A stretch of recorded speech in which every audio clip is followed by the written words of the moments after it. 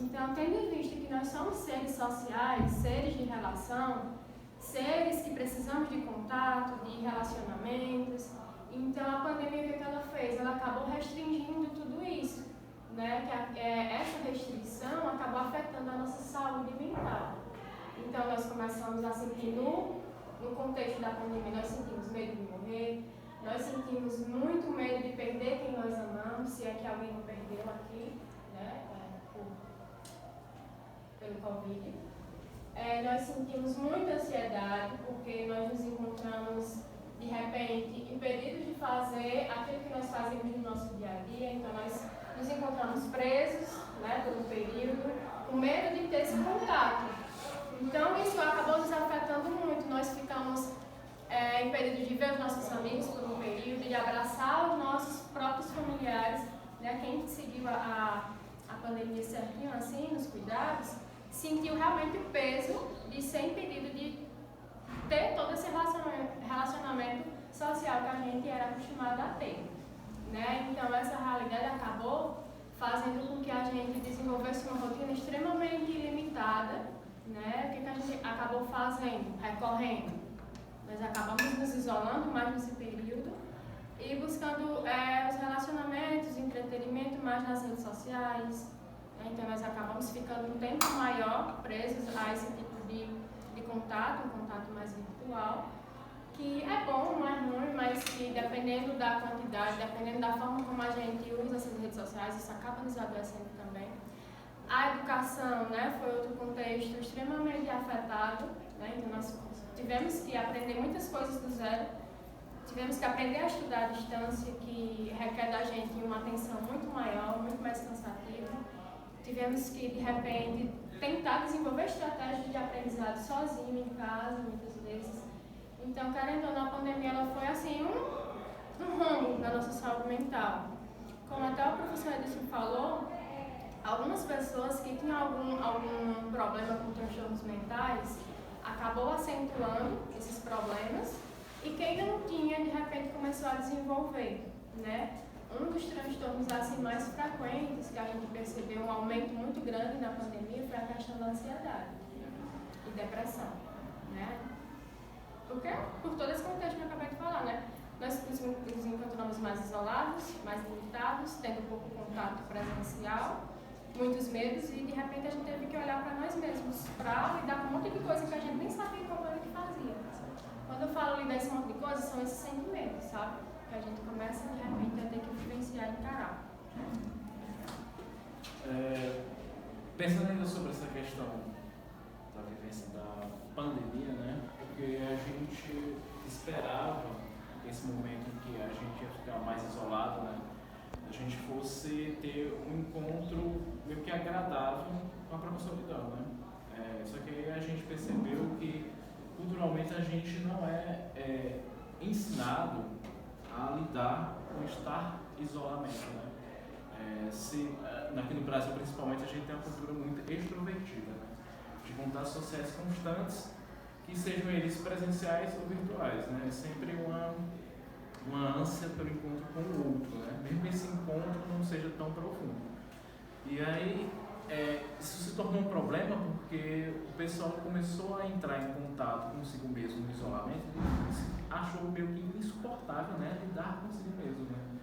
No meio das vezes a gente não consegue lidar com aquilo que é ruim na gente, né? E aí quando a gente está contra, a gente se esquece de nós mesmos. Então isso gerou certo sofrimento, né? A gente, quando trabalha com psicologia, principalmente psicoterapia, a gente está lidando sempre com o sofrimento. Eu achei importante o que a Judite falou sobre, pelo lado da saúde mental, não tanto pela patologia, porque essa é a questão mesmo, né? Porque na maioria das vezes o pessoal usa a patologia, né, um transtorno, né, um diagnóstico, para também se esquivar de certas questões da vida, né? Então, por meio da psicologia, a gente tenta lidar com a melhor forma de viver, né? E viver de acordo consigo mesmo. Então, para isso ser possível, é necessário ter uma integração de si mesmo, né? Ter um reconhecimento daqueles aspectos que nem sempre são agradáveis, né? E a maneira que a gente tem como forma assim, de lidar com isso é através da própria solidão, da própria vivência de estar sozinho, né? E notando também, e essa é a parte assim, difícil, né? Que a gente tem uma certa limite aqui, né? Nós não vamos viver para sempre, né? Vai ter um momento para acabar. Então, e isso a pandemia se colocou de maneira mais agressiva, né? Porque a gente começou a perder entes queridos sem a gente poder se despedir, sem poder dizer algumas palavras ou dar aquele abraço que a gente precisava, né? Então, nesse contexto, e levando em consideração também que a gente fala em pós-pandemia, mas a gente ainda não acabou, né? Principalmente porque tem um grande número de infectados, né? E são crianças, e isso é problemático, né? Porque não foi liberado aqui no Brasil a vacinação de crianças menores de 5 anos. Essas estão sofrendo as consequências desse processo. Então, assim, a gente fala de um pós-pandemia, mas ainda a gente não está meio que normalizado, né? E nós estamos recebendo agora um mais novo vírus, né? Que é o da varíola do macaco, como vocês estão sabendo, né? Mas essas questões já nos afetam mais, né? Porque a gente está num momento em que a gente está sendo atingido ou por vírus ou por uma possível terceira guerra mundial, né? Então, que essa é uma questão que já vem do século passado. Tem um cara que eu admiro bastante, o nome dele é Rollo May, né? E ele é considerado como psicólogo existencial. E ele é especialista na ansiedade, né? E aí ele fala que a ansiedade, principalmente na época dele, década de 50, 60, gerava em torno muito de uma possível nova guerra, né? Então as pessoas estavam desesperadas, né? E ele lidou com a ansiedade porque ele teve tuberculose. Na época que ele estava tendo essa doença, ele não tinha bem um tratamento adequado, né? Então quem pegar tuberculose muito provavelmente morreria. E aí, então ele passou por um processo de adoecimento e ao mesmo tempo ele estava lidando com a situação tipo, nossa, e se rolar uma guerra, né? Então, assim, é uma questão que na história a gente vai perceber uma repetição. E aí se torna uma questão que nós precisamos reavaliar o modo como a gente vive e o modo como a gente se organiza com os outros, né? Porque atualmente a maneira como a nossa sociedade está organizada não está legal, né? Então, tem gente no Brasil que está morrendo de frio, sabe? Assim, o frio não mata, mas pessoas em situação de rua morrem por conta do frio, né? Então, da maneira como a gente está levando nossas relações, não está sendo interessante. Nós estamos percebendo que, além de gerar mais sofrimento, pessoas estão morrendo para coisas que a gente tem a solução, né? Quer ter um abrigo, ter uma alimentação saudável, né? Isso é totalmente possível, né? Só que da maneira como é que eu posso dizer, os poderes estão a uma classe, né? E a outra fica muito desprezada, a gente está sofrendo as consequências disso, né? Então, e é só a gente pensar também nessa situação que eu mencionei, né, dessas crianças que não estão tendo acesso à vacinação, que já morreram bastante, né? Tem gente que despreza, né? Tipo, como se 300 crianças não fosse nada, mas 300 crianças são muita coisa, né? É o filho de alguém. Então, a gente está numa situação assim bem problemática, porque a gente vê muitos conflitos, uma certa divisão, né? Além de a gente perceber uma divisão social, a gente está percebendo uma divisão interna, que a gente não consegue lidar também com nossas emoções e com aqueles conteúdos que são difíceis, né? Do tipo sentimento de culpa, o sentimento de arrependimento, né? O arrependimento se torna até uma questão assim, muito poderosa atualmente, né? Assim, essa questão da ansiedade, porque foi um dos transtornos, né, juntamente com a depressão, que mais sofreu impacto, assim, no aumento, a questão pós-pandemia também.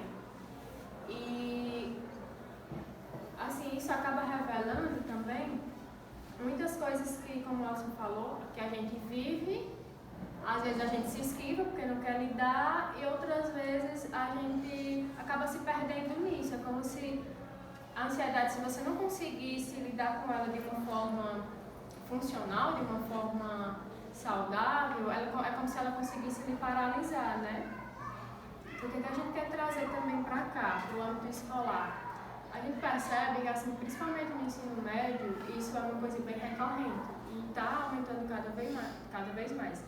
Como o Arthur falou de um século atrás e tal, da guerra, então cada situação social, cada contexto social que a sociedade está passando, ela acaba, isso acaba fazendo com que nós conseguimos, como se nós conseguíssemos desenvolver alguma coisa parecida, porque a gente não está desconectado daquilo que a gente vive.